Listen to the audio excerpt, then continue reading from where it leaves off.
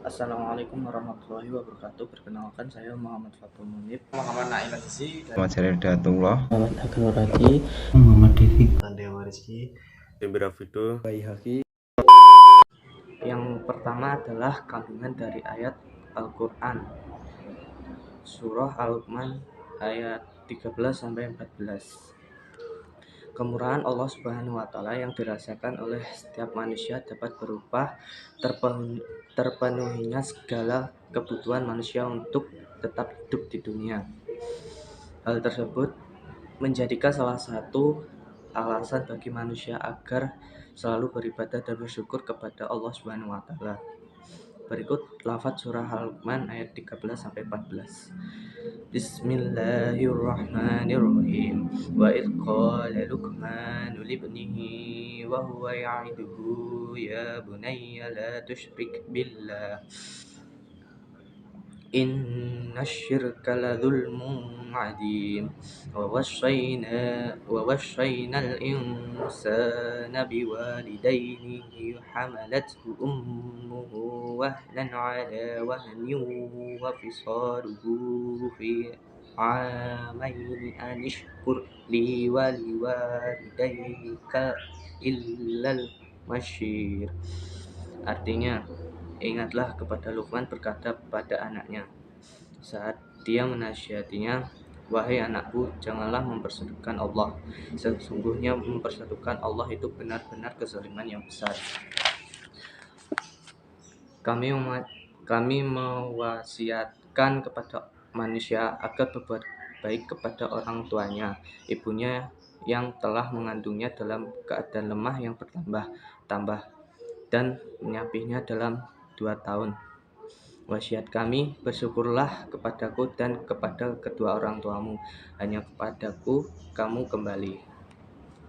Nah, kandungan surat Al-Luqman ayat 13 sampai 14 ialah Allah Ta'ala menceritakan nasihat Luqman kepada anaknya. Menurut suatu pendapat yang diriwayatkan Imam Baihaqi, Luqman adalah putra dari Anqo bin Sadun dan nama anaknya bernama Saran. Surah Al-Luqman ayat 13 berisi nasihat Luqman kepada anaknya. Wajar bila memberitahukan kepada buah hatinya suatu yang paling utama dari pengetahuannya. Oleh sebab itu, dia berpesan kepada anaknya untuk menyembah Allah semata. Jangan menyekutukan Allah dengan suatu apapun. Lalu Luqman memperingatkan kepada anaknya, sesungguhnya perbuatan syirik atau mempersekutukan Allah adalah perbuatan benar-benar kezaliman yang besar. Surah Al-Luqman ayat 14 memerintahkan kepada manusia untuk senantiasa berbakti kepada kedua orang tua. Disebutkan alasan seseorang wajib berbakti kepada orang tua, terutama pada ibu. Dalam ayat ini disebutkan bahwa ketika ibu sedang mengandung anaknya, ia merasa sangat kepayahan. Beberapa ahli tafsir mengungkapkan arti dari kata wan menurut Mujahid, wan ialah penderitaan mengandung anak. Menurut Qatadah, wan adalah kepayahan yang berlebih-lebihan. Di sini saya akan menjelaskan tentang kandungan surat Al-Baqarah ayat 83. Surat Al-Baqarah ayat 83 berisi perintah Allah Subhanahu wa taala kepada hambanya untuk bercermin kepada masa lalu ketika Allah Subhanahu wa taala mengambil janji kepada Bani Israel. Janji Bani Israel kemudian menjadi perintah bagi Nabi Muhammad SAW dan umatnya. Perintah tersebut sebagai berikut. 1. Tidak menyembah Allah selain Allah.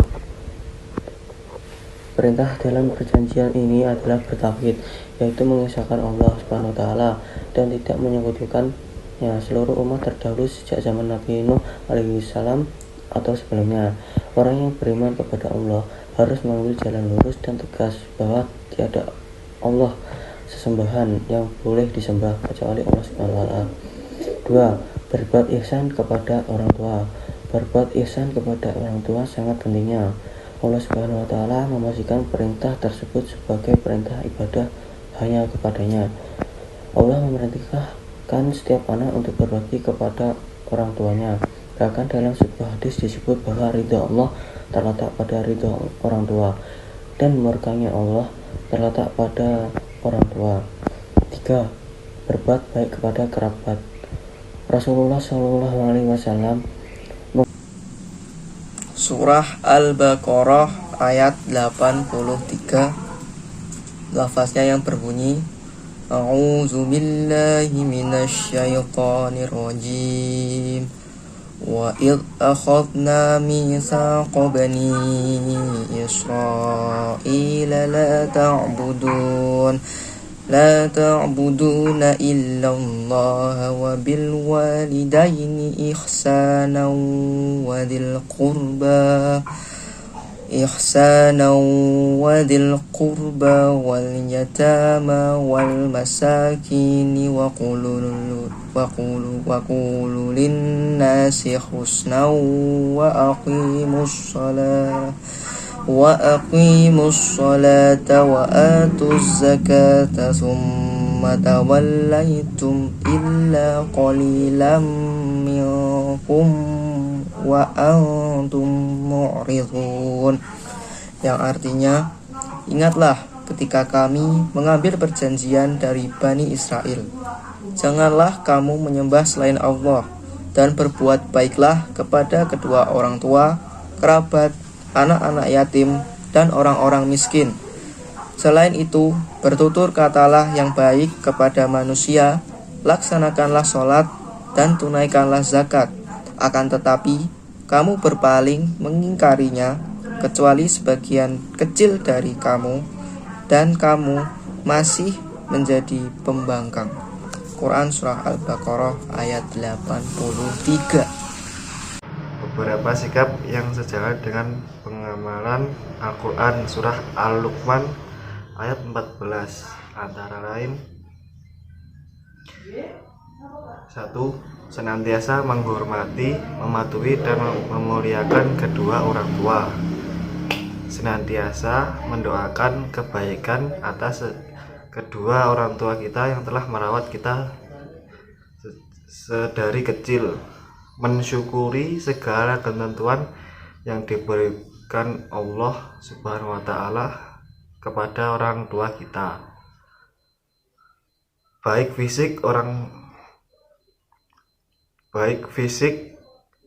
orang tua kita, baik harta orang tua kita, baik cara berpikir orang tua kita, dan sebagainya yang semestinya selalu kita syukuri. Mentaati seluruh perintah orang tua kita selama tidak bertentangan dengan syariat agama Islam. Menginfakkan sebagian rezeki kita kepada kedua orang tua kita. Itulah beberapa bentuk sikap yang sejalan dengan pengamalan Al-Quran Surah Al-Luqman ayat 14. Assalamualaikum warahmatullahi wabarakatuh. Kandungan dari surah Luqman ayat 13 dan 14 adalah Allah Ta'ala menceritakan nasihat Luqman kepada anaknya. Menurut suatu pendapat yang diriwayatkan oleh Imam Baihaqi, Luqman adalah putra dari Anha bin Sadun dan nama anaknya bernama Saran. Surah Luqman ayat 13 berisi nasihat Luqman kepada anaknya. Wajar bila ia memberikan kepada buah hatinya sesuatu yang paling utama dari pengetahuannya. Oleh sebab itu, dia berpesan kepada anaknya untuk menyembah Allah semata dan jangan menyekutukan Allah Subhanahu wa Ta'ala dengan suatu apapun. Lalu Luqman memperingatkan anaknya, sesungguhnya perbuatan syirik atau menyekutukan Allah adalah benar-benar kezaliman yang besar. Surah Luqman ayat 14 merintahkan kepada manusia untuk senantiasa berbakti kepada orang tua. Disebut alasan seorang wajib berbakti kepada orang tua, terutama ibu. Dalam ayat ini disebut bahwa ketika ibu mengandung anaknya merasa sangat kepayahan. Beberapa ahli tafsir mengungkapkan arti dari kata wan. Menurut Mujahid, wan ialah penderitaan mengandung anak. Menurut Khatanah, wan adalah kepayahan yang berlebih-lebihan. Sedangkan menurut Atta Al-Qurasani, wan berarti yang bertambah-tambah. Setelah mengandung selama 9 bulan, seorang ibu akan melahirkan anaknya dan rasa sakit yang teramat sangat. Kemudian ia menyusuinya selama 2 tahun. Sesungguhnya Allah Ta'ala menyebutkan jerih payah ibu dan penderitaan dalam mendidik dan mengasuh anaknya, sehingga ia berjaga sepanjang siang dan malam. Tiada lain untuk mengingat anak akan kebaikan ibunya. Oleh karena itu, surah ini ditutup dengan kalimat "Bersyukurlah kepadaku dan kepada kedua orang tuamu, hanya kepadakulah tempat kembali." Maknanya, sesungguhnya Allah akan memberi balasan kepada orang yang mau bersyukur kepadanya dan orang tuanya dengan pahala yang berlimpah. Pada akhirnya setiap manusia akan kembali kepada Allah dan menuai balasan amalnya di akhirat. Saya ingin menjelaskan tentang C. Menerapkan perbuatan ihsan dan kehidupan. Penerapan perbuatan ihsan haruslah disertai dengan niat keikhlasan hanya kepada Allah Subhanahu wa Ta'ala, sehingga perbuatan ihsan yang dilakukan akan mendapat ganjaran pahala kebaikan. Selain itu, perbuatan ihsan juga harus dilakukan kepada Allah Subhanahu wa Ta'ala maupun sama makhluk ciptaan Allah Subhanahu wa Ta'ala. 1. Berbuat ihsan kepada Allah. Ihsan kepada Allah yaitu berlaku ihsan dalam beribadah kepada Allah Subhanahu wa Ta'ala, baik pada ibadah-ibadah madhoh, mumi atau ritual seperti salat dan puasa, maupun ibadah-ibadah gairu madnah sosial seperti berlaku jujur, adil, dan santun. Ihsan kepada Allah terbagi menjadi 2 tingkatan: melihat Allah dan dilihat Allah. Pertama, tingkatan melihat Allah. Maksudnya, kondisi mental yang senantiasa melihat segala sesuatu sebagai kekuasaan Allah atau menghadirkan Allah, nilai ilahiyah dalam setiap perbuatan. Kedua, tingkatan dilihat Allah. Maksudnya, kesadaran bahwa Allah senantiasa melihat apapun yang dilakukan hambanya. Dengan demikian, seseorang akan merasa malu jika melakukan hal-hal yang buruk. 2. Berbuat ihsan kepada sama makhluk Allah. Setelah berperilaku ihsan kepada Allah Subhanahu wa Ta'ala, maka tugas kita sebagai hambanya adalah berbuat ihsan kepada semua makhluknya. Perbuatan ihsan kepada sesama makhluk Allah berarti berbuat baik kepada alam semesta dan segala isinya. Berbuat ihsan kepada sama makhluk hidup dapat dilakukan dengan berlaku baik kepada pihak-pihak berikut: A. Ihsan kepada orang tua. B. Ihsan kepada kerabat. C.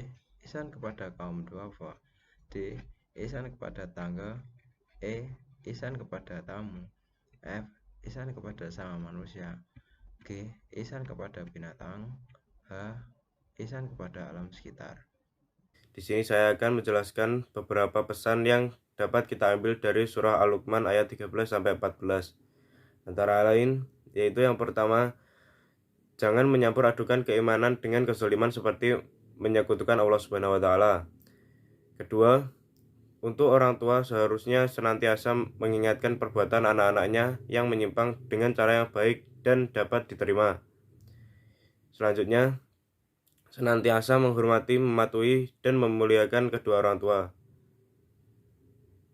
Selanjutnya, senantiasa mendoakan kebaikan atas kedua orang tua kita yang telah merawat kita dari kecil. Selanjutnya, menyukuri segala ketentuan yang diberikan Allah Subhanahu wa Ta'ala kepada orang tua kita, baik fisik orang tua, harta orang tua, cara berpikir orang tua, dan sebagainya. Selanjutnya, mentaati seluruh perintah orang tua selama tidak bertentangan dengan syariat agama Islam.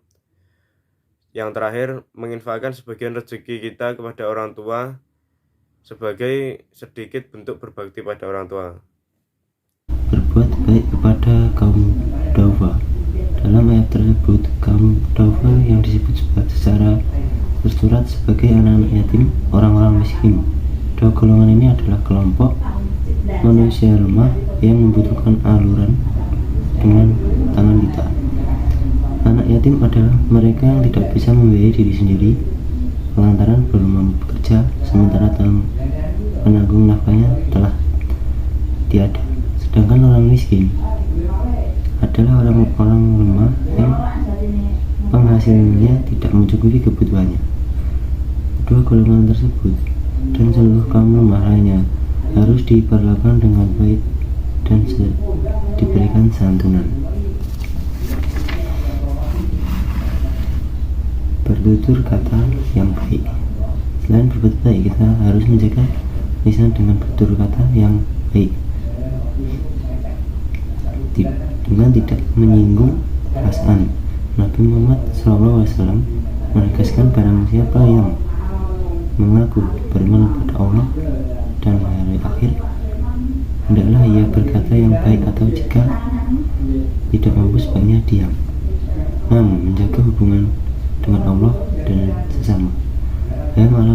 Dalam ayat tersebut dijelaskan agar kita mendirikan salat dan menunaikan zakat.